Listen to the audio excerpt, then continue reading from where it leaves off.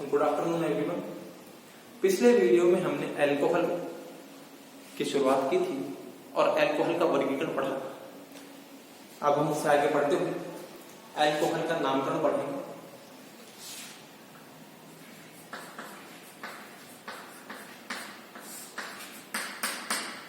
नामकरण, नोमेनक्लेचर।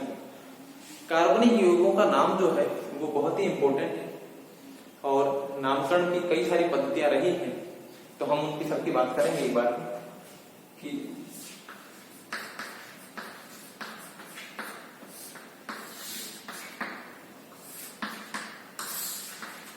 कार्बनिक यौगिकों का नाम तीन पद्धतियों से दिया जाता है। पहली जो पद्धति है वो है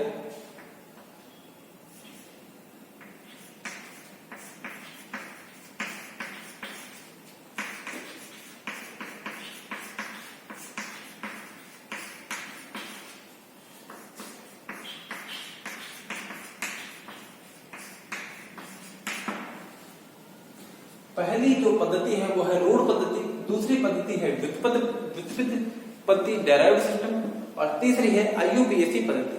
ठीक है, सबसे पहले कार्बनिक यौगिकों का नाम इस पद्धति से दिया जाता था, लेकिन चूंकि उस समय कार्बनिक यौगिकों की संख्या कम थी इसलिए इस पद्धति के आधार पर दिए गए नाम से काम चल रहा था। लेकिन जैसे जैसे खोजें बढ़ती गई और कार्बनिक यौगिकों की संख्या बढ़ती गई तो ये पद्धति धीरे धीरे फैल होगी और फिर इस पद्धति से नाम दिया जाने लगा।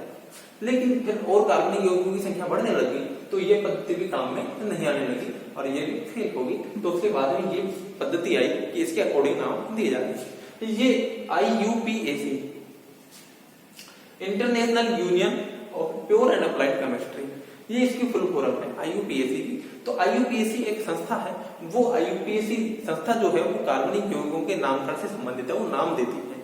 अब नाम जो है वो आईयूपीएसी अपने आप नहीं कि ये यौगिक है और उसका नाम दे दिया कि ये ऐसा नहीं है।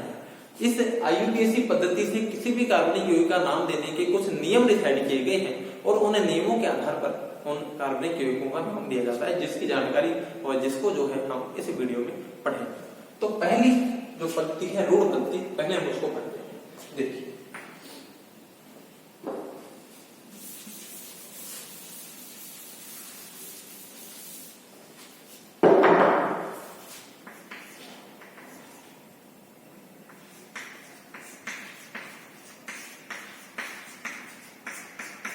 पहली है रूढ़ पद्धति। रूढ़ पद्धति में क्या हम जो नाम दे रहे हैं वो अल्कोहलों का दे रहे हैं।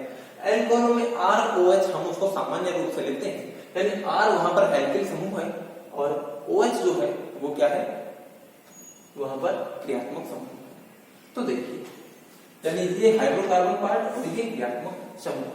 तो रूढ़ पद्धति के अनुसार जो नाम जो है वो R का नाम दे करके और उसके अंत में अल्कोहल जोड़ दिया जाता है और R यहाँ पर क्या है, एल्किल समूह है। तो एल्किल अल्कोहल इसका नाम दिया जाएगा। रूढ़ पद्धति के हिसाब से ये क्या है, एल्किल है और ये क्या है, अल्कोहल।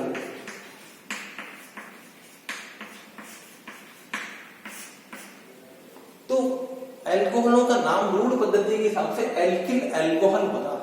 ये एल्किल क्या है, ये कार्बन परमाणु की संख्या के हिसाब से इसका कुछ ना कुछ नाम एल्किल समूह का नाम होगा और उस नाम के लास्ट में क्या जोड़ देंगे, हम अल्कोहल जोड़ देंगे।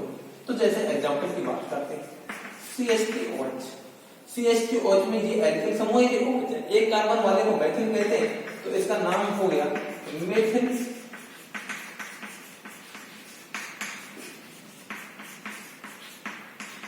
इसका नाम हो गया मेथिल अल्कोहल, क्योंकि ये तो अल्कोहल और ये एल्किल ग्रुप है, तो उस एल्किल ग्रुप को हमने लिख दिया है।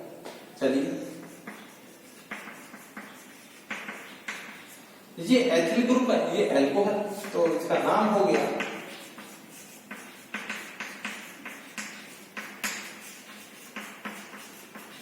Ethyl alcohol.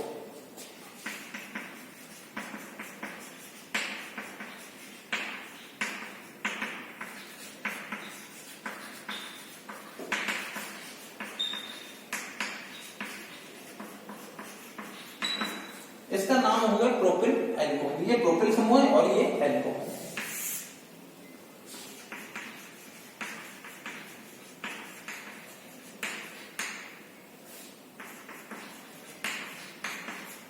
यहां पर आते ही 4 कार्बन हो गए। 4 कार्बन के से इसका नाम जो हो गया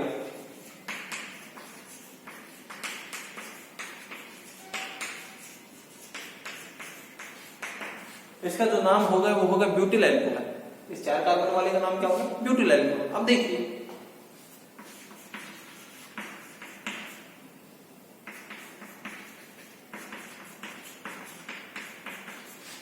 इसमें भी 4 कार्बन ही है। अब समस्या आ गई, अब इसका नाम क्या होगा? तो ये भी 4 कार्बन का है, तो ये तो है तो ब्यूटिल अल्कोहल।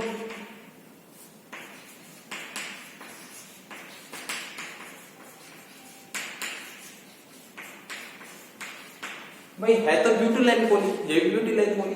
अब देखिए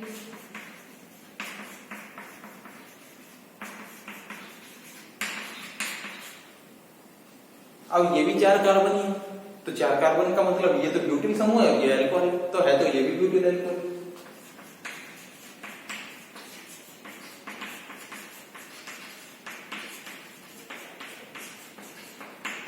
अब जो कि 4 कार्बन वाला C4H 3 2 5 2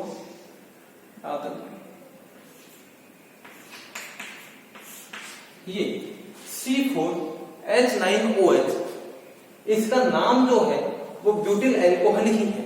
ठीक है, ये तो ठीक है, लेकिन अब ये नहीं पता चल रहा है कि ये कौन सा वाला है ब्यूटिल अल्कोहल, कि इसको क्या कहेंगे। इसकी संरचना ये रही तो क्या कहेंगे, क्या कहेंगे, तो ये समस्या आ गई।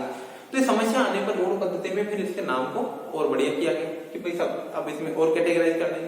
तो जब ये सीधी श्रृंखला होती है तो सीधी है तो नॉर्मल है, ये बोले श्रृंखला जो है वो कैसी है? नॉर्मल। तो इसका नाम हो गया एन ब्यूटिल अल्कोहल, यानी नॉर्मल ब्यूटिल अल्कोहल। ठीक है, ये नॉर्मल वाला। इस ऐसी संरचना को, इस समूह को बोलते हैं आइसो। इसको क्या नाम दिया? आइसो दिया गया, क्योंकि समस्या सामने जैसी आई तो वैसे उसका चेंज करना पड़ा, तो इसका आइसो दिया गया, तो इसको बोल दिया हमने आइसो ब्यूटिल अल्कोहल। इसका नाम आइसो ब्यूटिल अल्कोहल हो गया। अब ये फिर आगे फिर समस्या आ गई, फिर स्ट्रक्चर चेंज हो गई, तो फिर इसका नाम क्या किया गया कि ये सब कौन सा है, किस प्रकार का अल्कोहल है? ये तृतीयक अल्कोहल है। तो तृतीयक अल्कोहल है तो टर्सरी, तृतीयक के लिए इंग्लिश में बोलता हूं टर्सरी या तृतीयक, हिंदी में बोलते तृतीयक। तो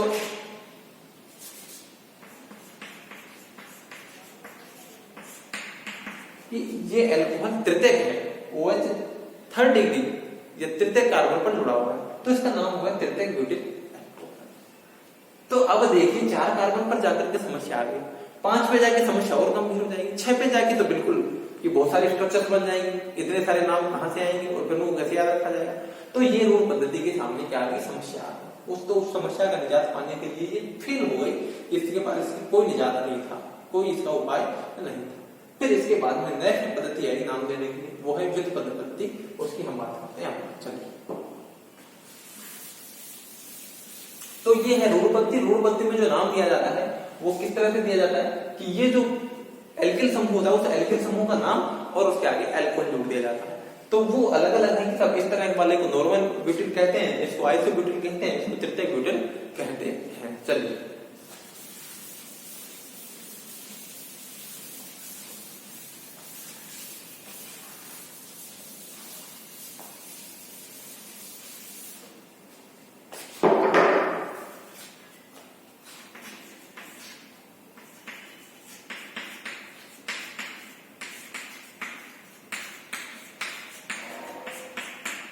दूसरी है व्युत्पन्न पद्धति। देखिए इसमें क्या है,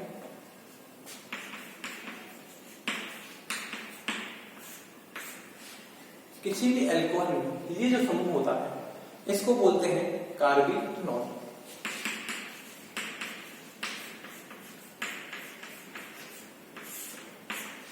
इसको क्या बोलेंगे? कार्बिनोल। क्या बोलेंगे? कार्बिनोल। ये यहां 2 हाइड्रोजन होना जरूरी नहीं है, इसको भी कार्बिनोल ही बोलेंगे। और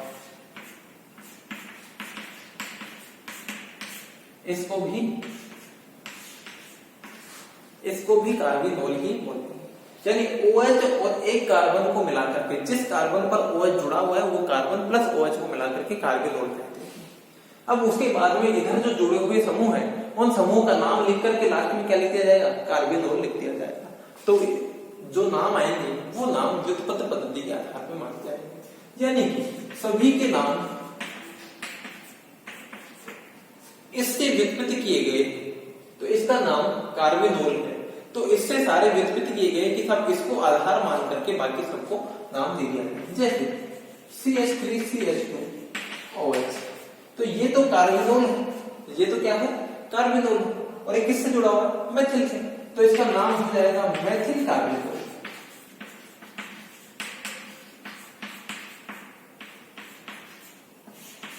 इसका नाम हो जाएगा मेथिल कार्बेनोल।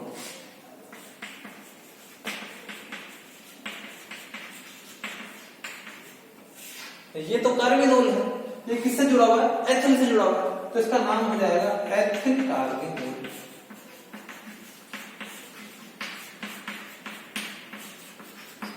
क्या नाम हो जाएगा, एथिल कार्बेनोल। आगे देखिए,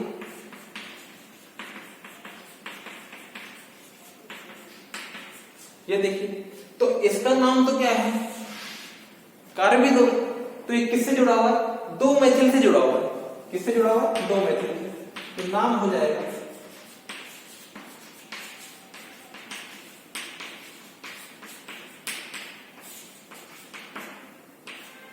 डाइमेथिल कार्बेनोल। भाई दो मेथिल से जुड़ा होता है डाइमेथिल कार्बेनोल। अगला देखिए,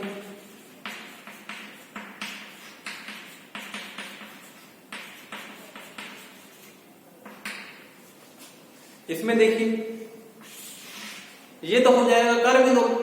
अब ये किनसे जुड़ा हुआ है, एक मेथिल और एक एथिल से जुड़ा हुआ है, तो नाम हो जाएगा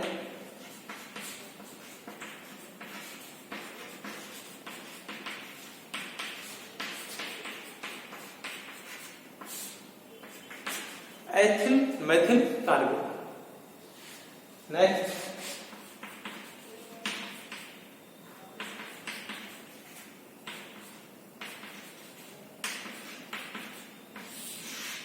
ये तो कार्बेनोल है भाई, जो घोड़ा किया है तो कार्बेनोल है, फिर तीन क्या जोड़ा है उसमें, मेथिल, तो नाम हो जाएगा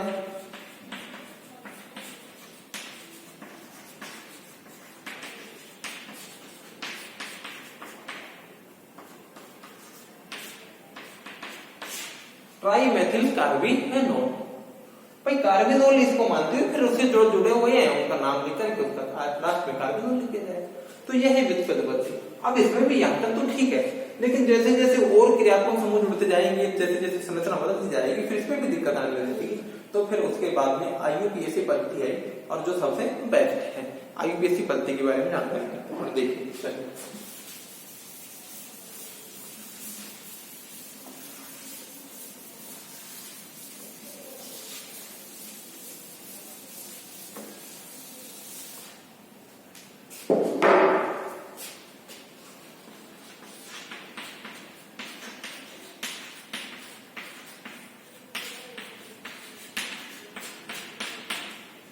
IUPAC पद्धति देखिए, आज तक कार्बनिक यौगिकों के नाम IUPAC पद्धति द्वारा ही लिखे जाते हैं। उसका कारण ये है क्योंकि IUPAC पद्धति अभी तक भी प्रचलन में है, ये फेल नहीं हुई। जितने भी कार्बनिक यौगिकों की खोज होती जाएगी IUPAC पद्धति द्वारा उनका नाम दिया जाएगा। IUPAC पद्धति से जो नाम दिए जाते हैं वो उस तरह से रूढ़ पद्धति या व्युत्पत्ति पद्धति की तरह नहीं होते हैं। इस पद्धति में जो नाम दिए जाते हैं वो नियमों के आधार पर दिए जाते हैं। किस आधार पर, नियमों के आधार पर दिए जाते हैं। तो उसके कुछ नियम आपने IUPAC पद्धति जो है कक्षा 11 या 12 में पढ़ी होगी, लेकिन उसमें नियम जो है जो जहां आपने वहां पढ़े थे वही नियम यहाँ लागू है। लेकिन उनको मैं एक बार से रिपीट कर देता हूँ और आपको ध्यान से समझते हुए चलिए। हम एल्कोहलों का नाम पढ़ रहे हैं, IUPAC पद्धति से एल्कोहलों का नाम पढ़ रहे हैं। तो पहला नियम सुनिए, IUPAC पद्धति में पहला नियम क्या कहता है कि लंबी से लंबी कार्बन श्रृंखला का चयन कीजिए। पहला नियम क्या है कि लंबी से लंबी कार्बन श्रृंखला का चयन कीजिए, यानी आपको ऐसी कार्बन श्रृंखला का चयन करना। श्रृंखला का मतलब ये होता है कि वो कार्बन परमाणु जो एक दूसरे से डायरेक्टली जुड़े हुए, यानी आप उसमें चलते जाइए लगातार, कंटिन्यूअस रूप से होने चाहिए। ऐसा नहीं कि एक बार आगे चले गए तो फिर वापस आकर के यूं घूमना पड़े, नहीं। आपको घूमना है तो एक बार घूम जाइए, लेकिन आप एक बार से उस पर आगे बढ़ गए तो वापस नहीं आ सकते। तो कंटिन्यूअस यानी एक के बाद एक कार्बन चलते जाइए, रिपीट नहीं हो सकते, वापस नहीं आ सकते। तो लंबी से लंबी कार्बन श्रृंखला का चयन कीजिए। कैसे करते हैं वो मैं आपको अभी बता दूंगा थोड़ी देर में। तो पहला नियम ये है कि लंबी से लंबी कार्बन श्रृंखला का चयन करें, ठीक है। दूसरा नियम है नंबरिंग करना। नंबरिंग करने का क्या मतलब हो? अंकन करना। यानी जो हमने कार्बन परमाणु की श्रृंखला चुनी है, माना कि हमने कार्बन परमाणु की श्रृंखला चुनी, उसमें 7 कार्बन है, तो 7 कार्बन है तो उसमें नंबरिंग दी जाएगी सभी कार्बन परमाणुओं के लिए। एक कार्बन परमाणु को 1 अंक दिया जाएगा। तो एक सिरा ये है, एक सिरा ये, तो इधर से 1 2 3 4 5 6 7 तक दिया जाएगा। अब सवाल ये उठता है कि इधर से नंबरिंग दी जाए या इधर से नंबरिंग दी जाए, 2 सिरे हो गए ना, तो कौन से सिरे से नंबरिंग दी जाएगी? तो पहला है लंबी से लंबी कार्बन श्रृंखला का चयन करना, दूसरा है नंबरिंग करना, और तीसरा नियम है नंबरिंग किधर से दी जाएगी? जिधर से OH समूह जो है उसको कम से कम अंक मिले। इधर से मान लो नंबरिंग करते हैं, OH समूह को 5 अंक मिलते हैं, 5वें कार्बन पे आ रहा है, और इधर से करते हैं तो माना कि वो तीसरे कार्बन पे आ रहा है, तो हम नंबरिंग इधर से करेंगे कि वो तीसरे कार्बन पे है, यानी कि OH जिस कार्बन पर जुड़ा हुआ है उसको न्यूनतम अंक मिलना चाहिए। तो मैंने 2-3 बातें आपको बता दी हैं, मैं रिपीट कर देता हूँ। लंबी से लंबी कार्बन श्रृंखला का चयन करना, फिर नंबरिंग करना, और नंबरिंग उस तरह से किया जाएगा जिधर से OH को न्यूनतम अंक मिले, ठीक है। यहां तक बात होगी। उसके बाद देखिए, उसके बाद लिखा जाएगा उसका नाम। उसका नाम लिखा जाएगा, उसमें क्या लिखा जाएगा? सबसे पहले प्रतिस्थापी का नाम लिखा जाएगा, फिर वो कार्बन परमाणुओं की जो श्रृंखला है उसमें कितने कार्बन है, उस कार्बन परमाणु की संख्या के आधार पर उसका एल्केन यानी एल्किल का नाम लिखा जाएगा, यानी मूल शब्द लिखा जाएगा कि एक कार्बन को मैथ, 2 को एथ, ब्यूटिल या जो भी है, तो वो कार्बन परमाणु की संख्या के आधार पर मूल शब्द लिखा जाएगा। और उसके बाद में लिखा जाएगा क्रियात्मक समूह का अनुलग्न ओल, यानी पहले प्रतिस्थापियों का नाम, फिर कार्बन परमाणु की संख्या के आधार पर मूल शब्द, और फिर क्या लिखा जाएगा? अनुलग्न लिखा जाएगा। तो इस तरह से IUPAC नाम लिखा जाएगा। तो ये 2-3 नियम थे जो मैंने आपको बता दिए हैं। अब IUPAC से नाम कैसे लिखते हैं उसकी प्रैक्टिस जो है करें, उसकी प्रैक्टिस नेक्स्ट वीडियो में करें। Thank you.